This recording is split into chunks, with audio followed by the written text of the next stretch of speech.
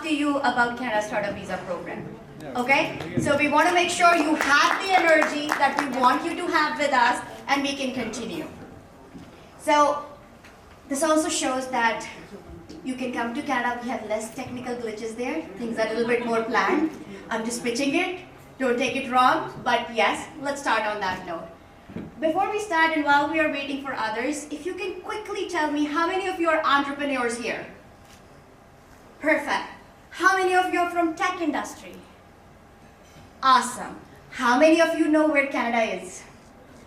That's brilliant. And do you know there is a small city in Canada known as Toronto?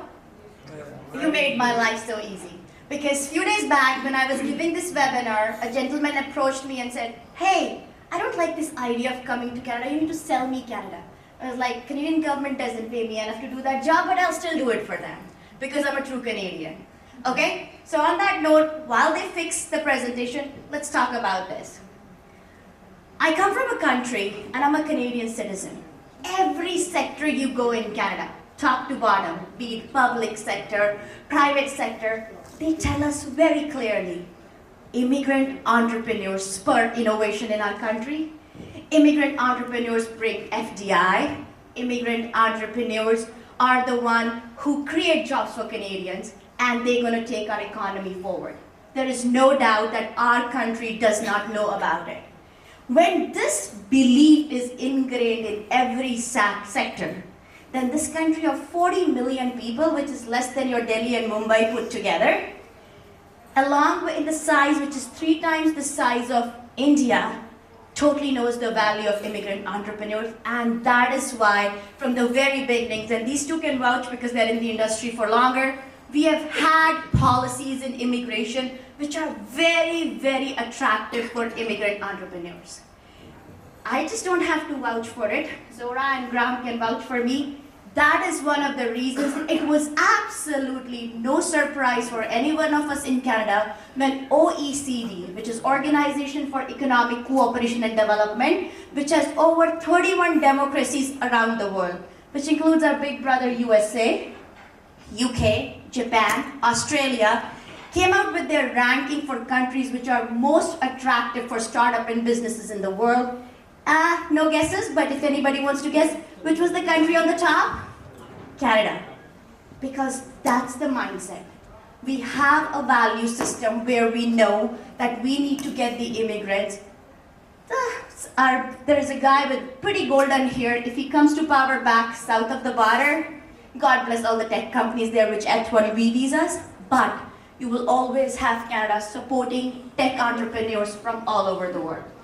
On that note, I'll still take 5 minutes to tell you why I think Canada is the right market, and I'm sure you all have done your research. If you have something to add, I would also like to learn. First, and the most important thing is, Canada has a massive tech talent. All the people leaving India, they're usually coming there, am I right? And they're really good universities, they have taught, they have no. In Toronto, where I come from, we have more than 50% people who were born outside Canada. And the beauty is that these people from around the world, they come to Canada on skill sets. Next time we'll bring some Canadian skilled people along with us. Sure. Okay. Okay. Perfect. Do you want to move on this side? Because otherwise nobody will be able to see anything. So sorry about that. So, second most important thing is market access. Okay? Canada right now has access to 51 countries with over 15 trade agreements. What it means is you have direct access to these markets. There is no barriers to trade. So once you are a Canadian company, you have a global access, which is very easy. And that also includes USA. Under NAFTA 2.0, the kind of business you can do as a Canadian company with the US, is still there are some barriers what you can do as an Indian company. Then the other thing is Canada's strategic location. I know when I was in India, I grew up here, they really do well with the global world map. So you all know where we are located. Just a little bit up north from that beautiful country called United States, we the North. We have the longest, most peaceful, an unmanned border with a giant superpower. That's just not the geography lesson. What it also means is when you set up your shop in Canada, you're in the same time zone, you're just a flight away from all your clients in the US market, and if you are thinking of launching your business in US, this is the best place where you can do the nearshoring. One quick thing, our currency is 30% less, so even if you charge your client $60 an hour and pay your employees $60 an hour, you are making 30% on every deal that you're doing. That makes Canada a very, very attractive destination. Second, doing business in Canada is very familiar. Unfortunately, it was a British colony, so was India, so we have common law system. Everybody understands English here, everybody understands English there, and now most of the people can even understand Punjabi, so that's an added benefactor. And also, what happens is, because of the common law system, the kind of work ethics that you have, it'll be very easy for you to have a workforce with which your customers in the different parts of the world can easily identify themselves with. Other thing is your money on trying new things, if it brings efficiency or if it makes your life easier. So many times when you launch your product in any other market and you don't have the right product market fit, that's where it helps. Last point, we have a stable democracy.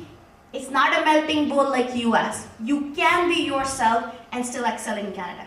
I'm a living example, moved to that country 22 years ago. I got absolutely fair chance what I wanted to do without any connections at that time. So now, why will you still, if you're not convinced, I would still think you should be launching your business in Canada. Just to give you a few numbers from the last few years. In the last year itself, the venture capitalists in Canada have invested over $8.8 billion in the startups. That's a good number. Again, don't compare it with India because you're still talking about 40 million people. Okay? And out of that 40 million, 2 million are just recent immigrants. Am I right, Graeme and Zohra? Recent immigrants. So 38 million people, $8.8 billion in VC investment in 2023. Couple that with government really promoting innovation, having great government benefits like SHRED and IRAP. If you don't know anything, if you are in a product development stage and you're growing your business, every penny you invest in Canada in R&D, you get that money back. I was actually not far, Jitin Talwar, he has an AI company, and I was talking to him. He says his entire AI growth business, all his employees are in Canada, and exactly every dollar he spends, he gets it back from the Canadian government.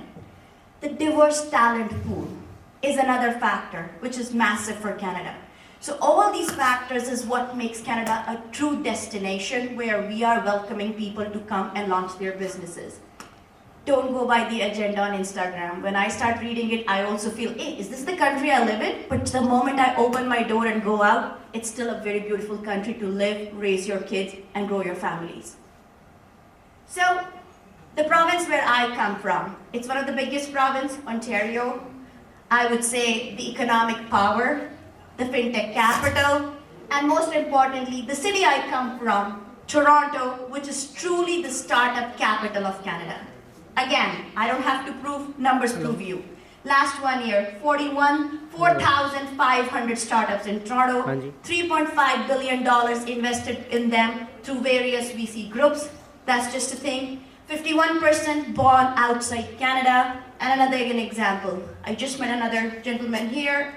He is into a gaming company, an India-based company, and I asked him, he said, my entire development of my gaming is happening in Toronto. And my question was, why? Because I keep hearing you should outsource your tech development to India.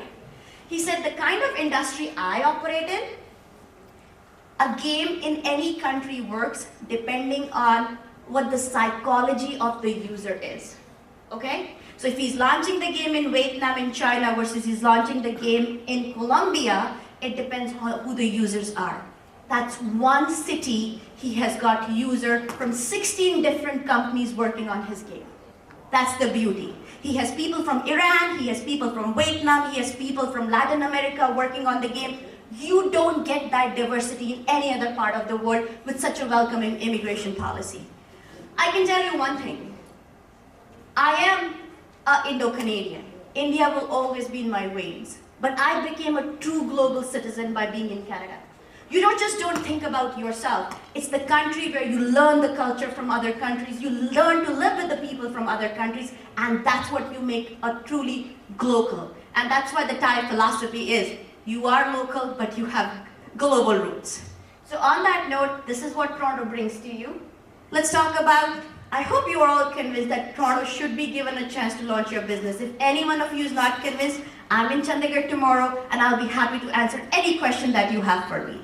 So for those who are already thinking that, yeah, I can consider Canada, it looks like a good destination, not to forget beautiful landscape, amazing food, and very, very polite and gentle people. As you must have seen, our favorite word is, I'm sorry. You're just crossing and you don't open the door for someone else, you open and say, I'm sorry, I forgot to open the door. I was expecting the same thing in Delhi airport, but somebody then pushed me and said, hey, pick up your suitcase. Rude awakening that we're back. So on that note, the bottom line what I want to say is, how can you come to Canada? There are several ways. I'm not going to talk about LMIA. You have hundreds of people sitting here talking about that. Please don't take that route. We're going to talk about two immigrant-based routes, which is Canada Startup Visa Program and intra-company transfer. I will leave the technicality of intra-company and Canada Startup Visa Program to two very experienced lawyers who have flown all the way with me, and Zohra and Graeme, who are senior counsels with KPMG Canada. I will take up Canada Startup Visa Program. A very, very simple program, if you go by the requirement of the program, and I will take the test in the end, who knows what I said. Okay, so be ready for it. The primary requirement is, do you have an innovative business which can compete on global scale and create jobs for Canadians and bring significant benefits to Canada? I think so if you all look at your business, it can easily come in this category. Innovative business, compete on global scale. Somebody once asked me, why compete on the global scale? I think so we are pretty smart people. We understand with 40 million only, we have a very small market for any business coming to our country, even if we put a lot of money. But as a Canadian company, we open the entire world market for you. So we want you to bring a product which can work well in the global market. So an innovative business, creating jobs for Canadians, significant benefits, and it will bring significant benefits to Canada. That's good, but why we are talking about in TiECON, in TiE Chandigarh, and why TiE Toronto is presenting about it when we have the Canadian government representatives here? There is a reason. Canadian government knew that they don't have in-house expertise to figure out if it's a good startup or a bad startup. To four very handsome gentlemen at the back of the room, I will make sure that when you listen to me, you will gain some knowledge, so please come and join us. Thank you. So, why I'm talking about it? It's very simple. Canadian government knew that they don't have in-house expertise to figure out if it's a good startup or a bad startup. So what they did is, playing by the rules of economy, they went to the most active players in any startup ecosystem. You all can say, you've heard about incubators working with startups, am I right? Angel investors and venture capitalists. So the Canadian government went to some leading incubators, accelerators, and VCs and said, guys, you deal with Canadian startups. You know what Canadian startups do, and you help them nurture. Follow the same industry standards. We are having people who are applying under the Startup Visa Program. They are non-Canadian startups. Follow the same startups, do the due diligence on them, and figure out, do they fulfill the requirement of our program? If they do, very simple thing. Issue them a letter of support and give us a document called commitment certificate laying down very clearly how they fulfill the requirement of the program.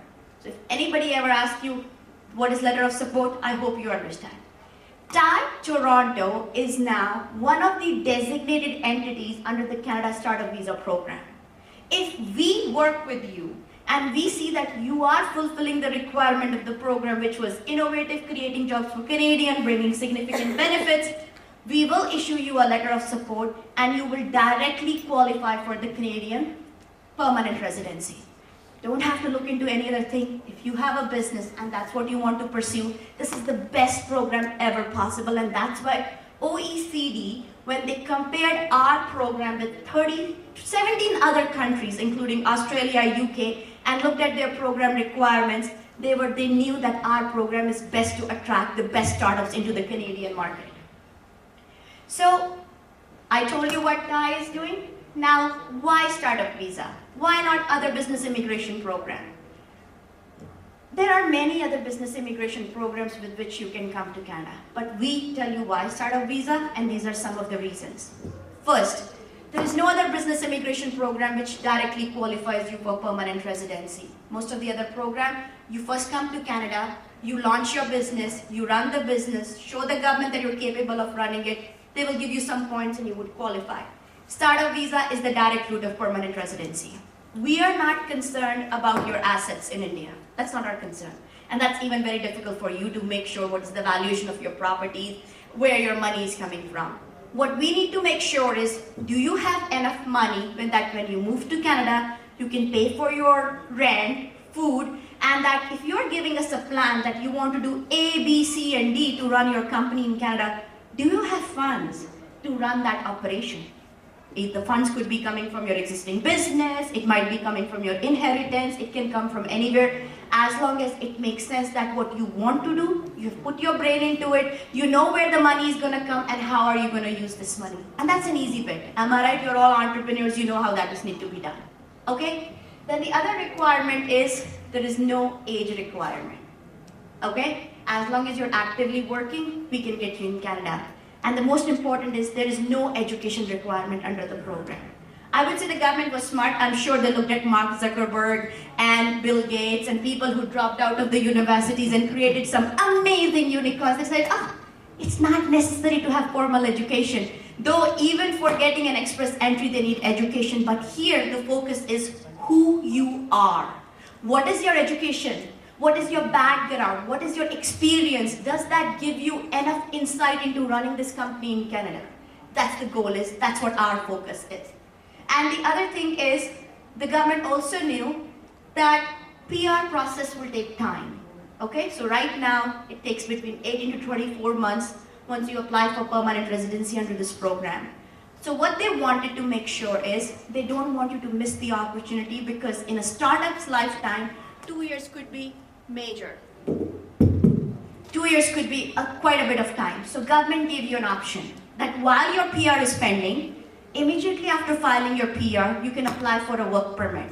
And you can move to Canada on a work permit.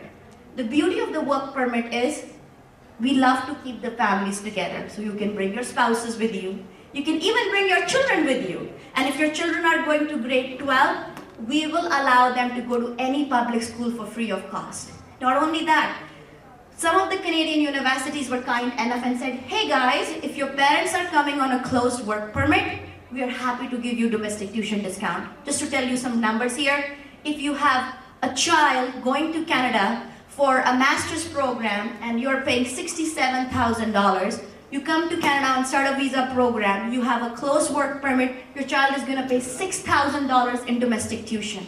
This is a saving of $55,000 per year. You can easily put that money to grow your business. And that's where we are attracting massive amount of people who have done really well in their businesses in India, in Vietnam, in South Africa, in Colombia, and those who want to keep their children now for higher education, they grow their business while paying domestic tuition fee. Zohra, Graeme, anything I've missed here for the benefits?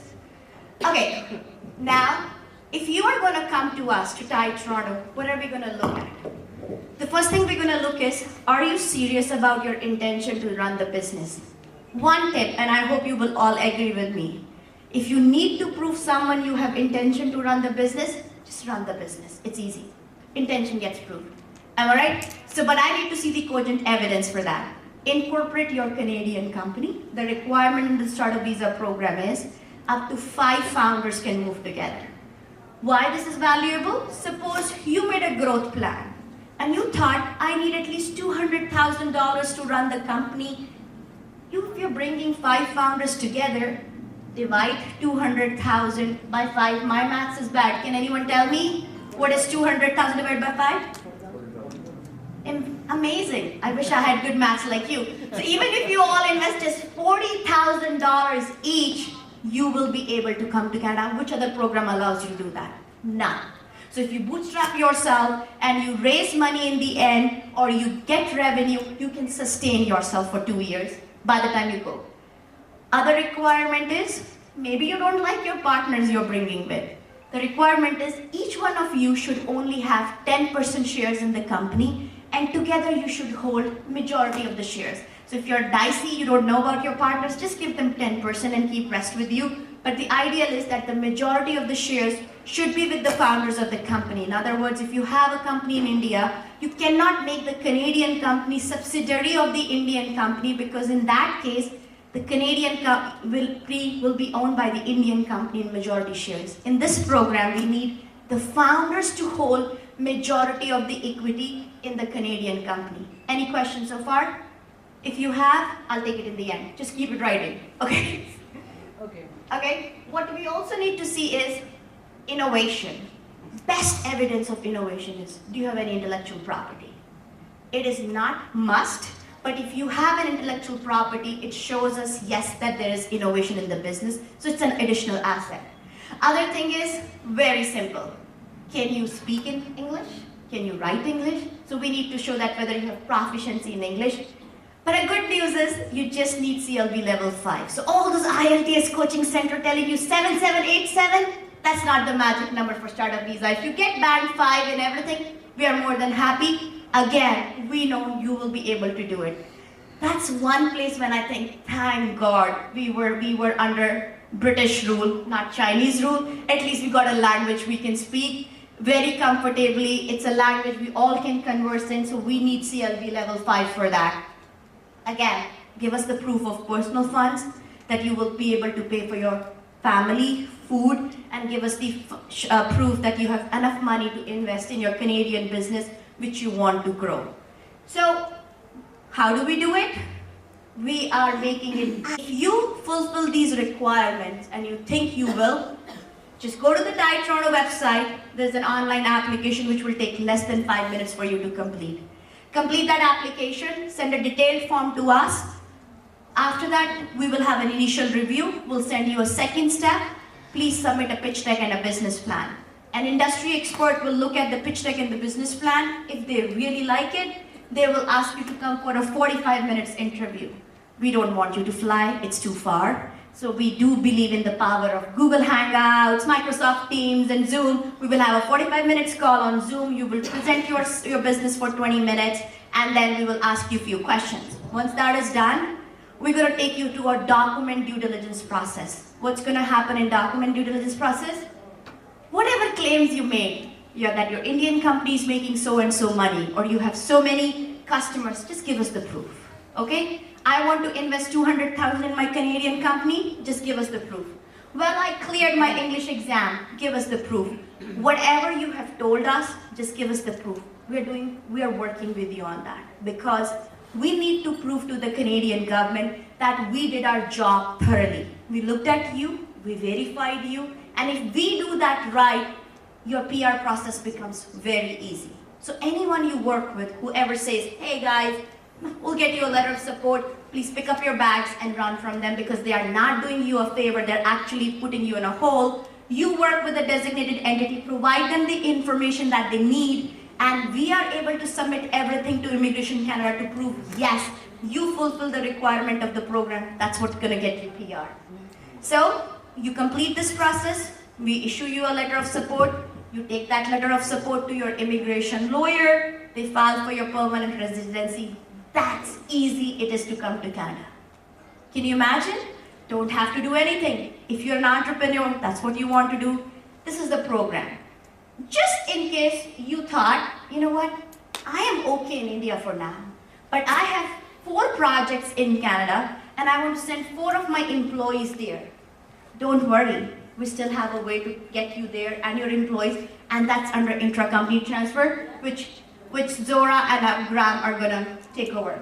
Some of the slides I have skipped because I can see some people are really getting tired after the good food you all had. I'll blame it on TiECON Chandigarh for that, but it's good that they gave us good food. But if you have any questions about what our incubation program looks like, what you will need to do, after we give you the letter of support and what support you will get from TiECON to launch your business in Canada, I'm more than happy to answer those questions afterwards. Okay? Go ahead. Thank you, Upasana. Zohra and I are going to talk a little bit about some other immigration options which may be used with the startup visa program or instead of in some certain circumstances. So many of you know about the intercompany transfer. It's a good program when you already have your business established in Canada and you're looking to send some workers over. So maybe not the founders, you need some very specialized folks to come over, or you need someone who's a senior manager in your organization to run the business, to open up your Canadian branch, all kinds of different things. So I'm going to spend the next 2 or 3 minutes just going over the requirements. It may be familiar to some of you may be seeing it for the first time, that's fine. So really, 3 main points for the business. One is that the businesses have to have a corporate relationship. Typically, we would see the Indian business fully owning the Canadian business, it being a subsidiary. However, with the startup visa structure, we've seen that shift a little bit, so there can be some different combinations of ownership, but it has to be part of the same corporate tree. There has to be a full corporate relationship between the Canadian business and the Indian business. Now, the Canadian side of things has to be doing business as well as the Indian side, so it can't be a shell company. If it's just newly started, there are startup intercompany transfer requirements that we will look at for you. So back to Upasana's point, when it comes to immigration, we pick up and we work with TiE very frequently on the startup visa, but we also work outside of the startup visa program. We do, the GTS program, which Zohra is going to talk about next. We do intercompany transfer, and as well we take care of families. We file permanent residency, so all of your immigration needs are fully covered by the suite of services that we do provide.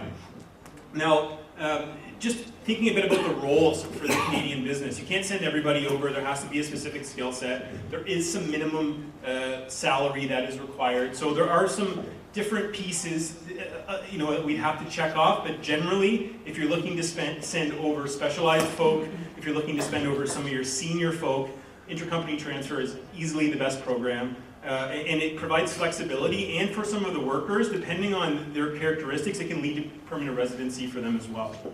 Now, I'm going to hand it over to Zohra. She's going to talk a bit about the global talent stream, which the #1 benefit of that is that you don't need the 1-year work experience before transferring to Canada. So Zohra, over to you.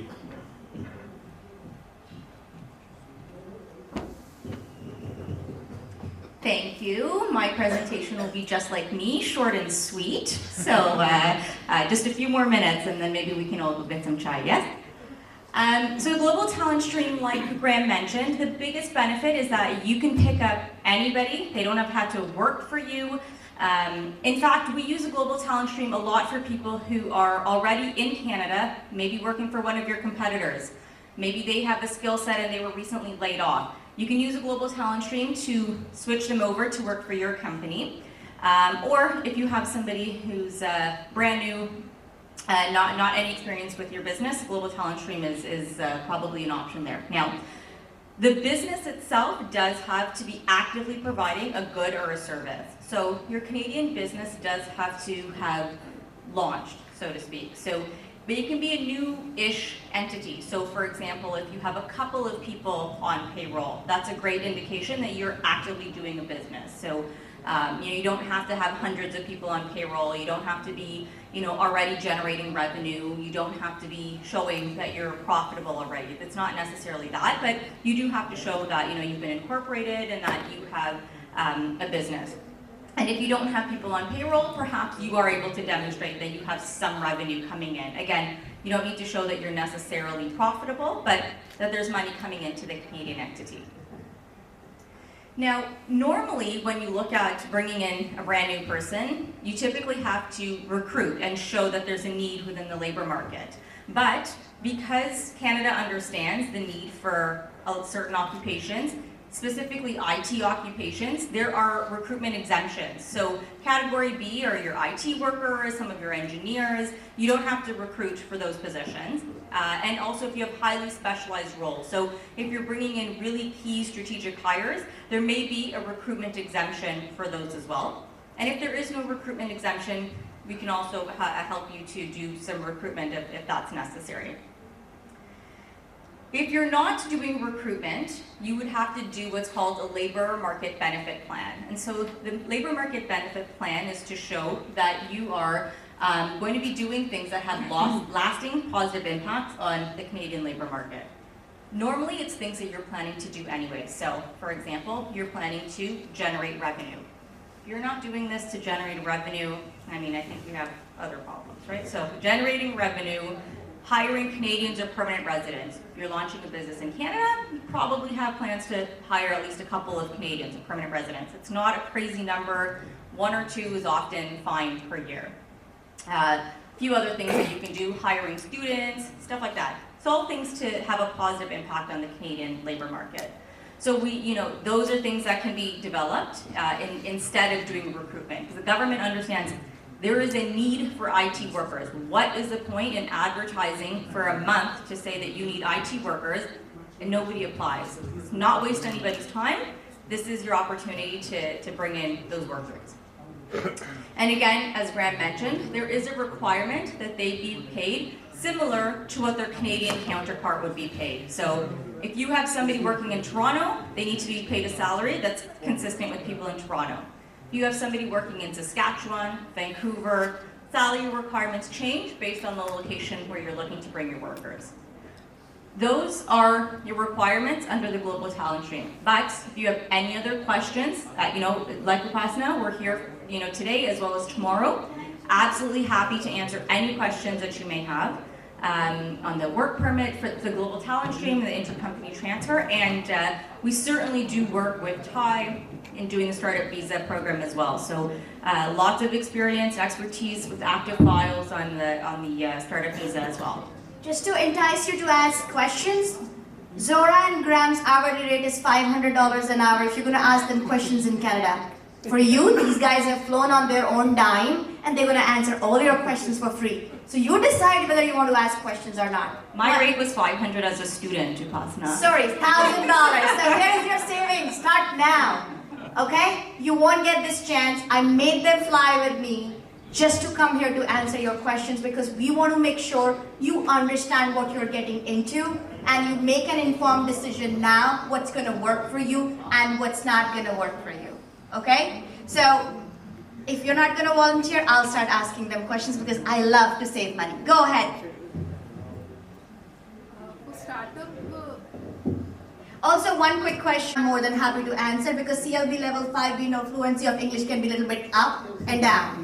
Okay? So go ahead. Yeah, as you said that Canada is providing tech founders also. So if an idea is like an ideation stage, so whether it is eligible for applying startup visa program? Good question. I can answer that as a designated entity.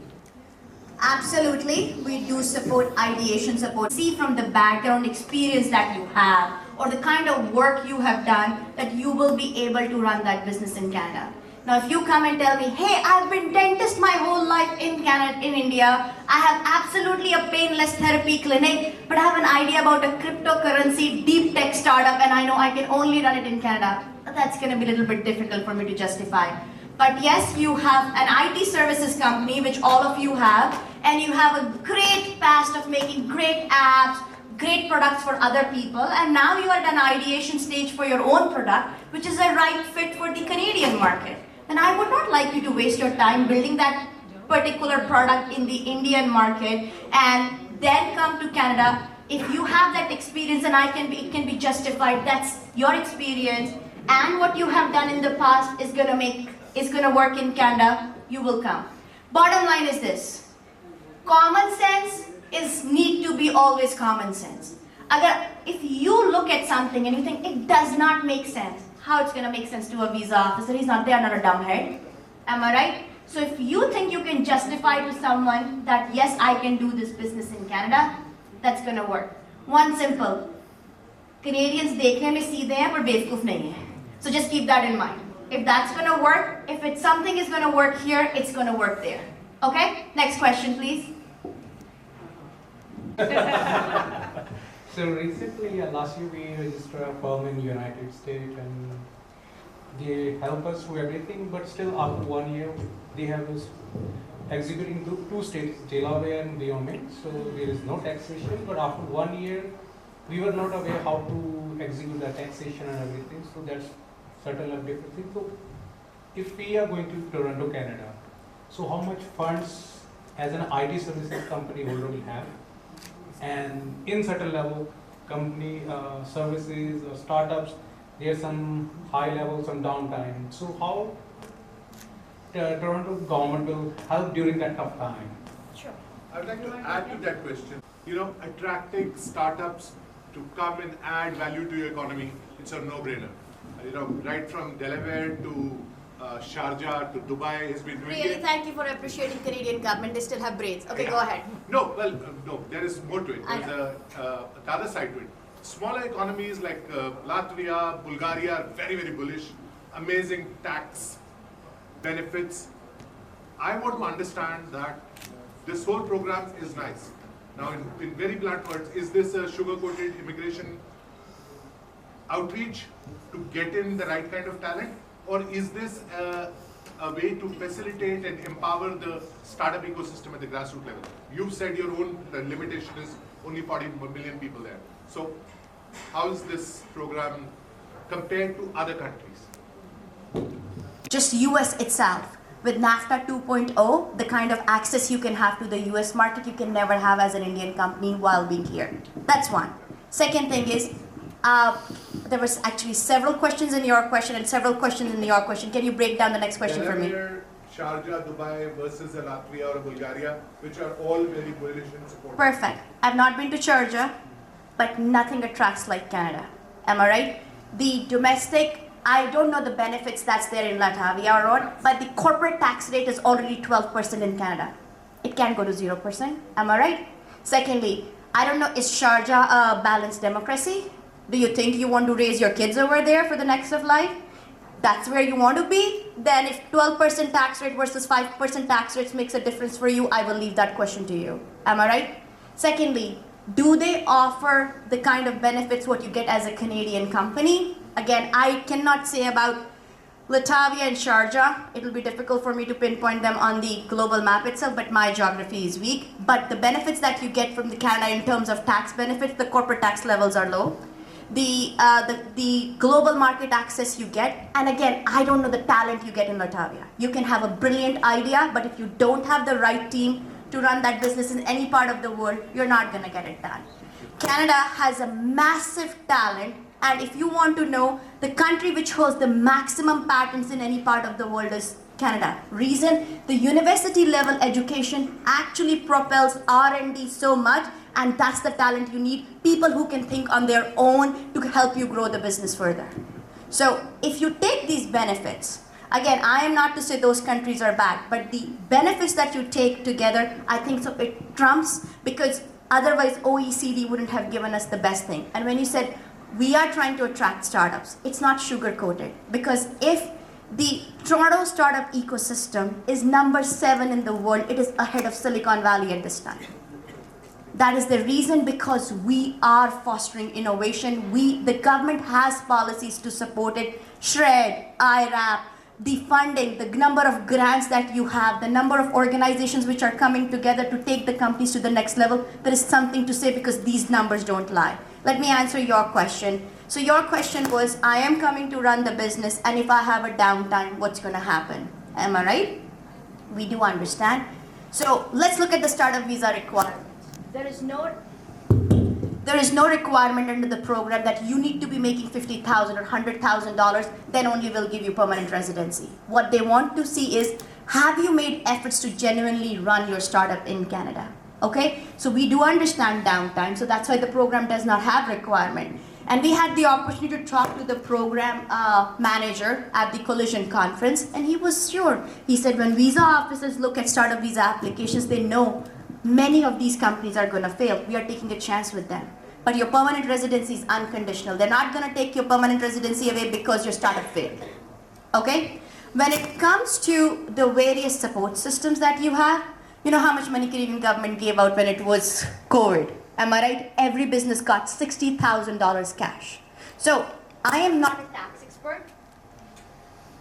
I'm not a tax expert, and I am not an expert in grants. But if that's what you want to know, We can get you in touch with experts who knows about what tax benefits you will get if you're not revenue positive, and what kind of grants you can apply. And Zohra can add. Yeah, so I mean, I also am not a tax expert, but we work very closely with our colleagues at KPMG, and a big part of what we do as part of our onboarding process is we'll set up calls where you'll chat with tax folks, you'll chat with people who can assist with the incorporation, employment law, whatever you need as a business, we will have those conversations with you to make sure that your business is structured in a way that makes sense, because you do have a US entity, you do have an Indian entity perhaps, maybe you want to change all of it so it's operational out of Canada as your, main entity, your parent. We can sort all of that out, and every organization is different. But like Upasana said, it's logical. Does it make sense that your business is doing what it's doing? Is there going to be downtime? Sure.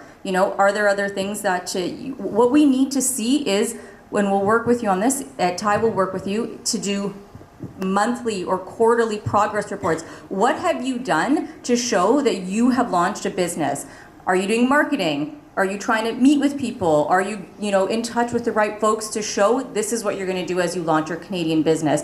There will be meetings that fail. There will be things that you try in the market that doesn't work. That's fine, as long as it's documented and as long as you can show this is what you plan to do. And sure, the program itself seems lovely, and when you look at it, it is lovely. You have to make sure, though, that you're not putting things out there just for the purposes of saying, I'm gonna have $5 million in revenue year one. That's not what it's about. It's about showing your gradual growth, what it looks like, where your money is coming from, what does the market indicate, and does it all make sense? Because we are simple people.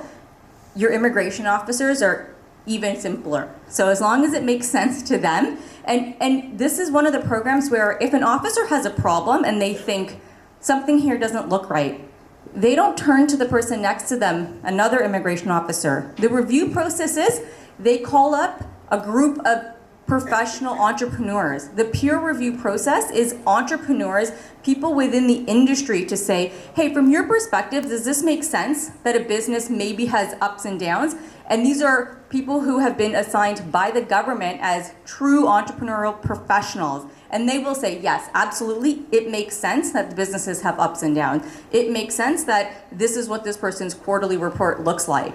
And if all of that looks sense and makes sense from a business perspective, there's no issues. I'll just add one point to that. And when you work with, some businesses are very simple and new. Others are more complex and are already set up in the US, and you're not looking to come to Canada to access the US market because you're already there.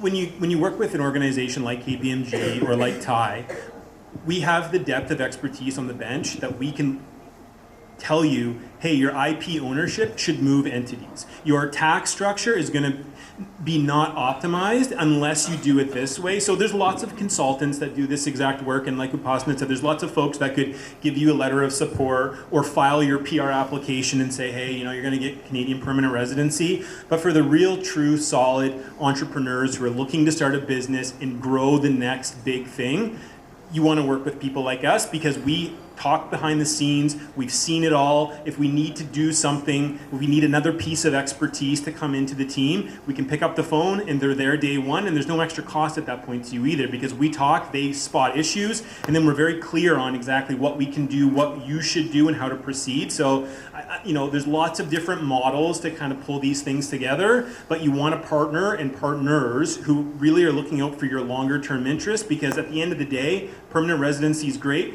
but you want your business to be awesome. So. Thank you very much, Graeme. I'm afraid we are out of time. So I agree. Just this guy has been waiting for a very long time. Can you? Just one, and we'll make sure we'll I was wrap it wondering up. if you could take it to questions.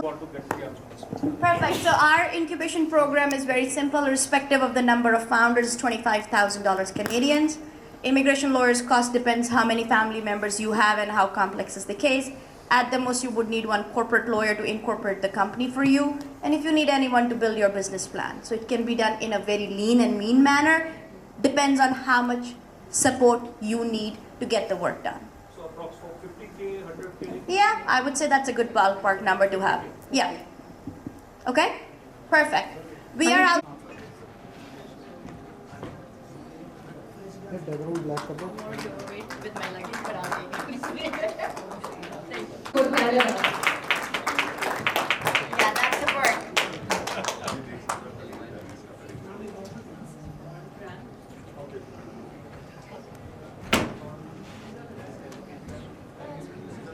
Yes, please. Next it. And finally, for the not Thank you. so short but really sweet Zohra.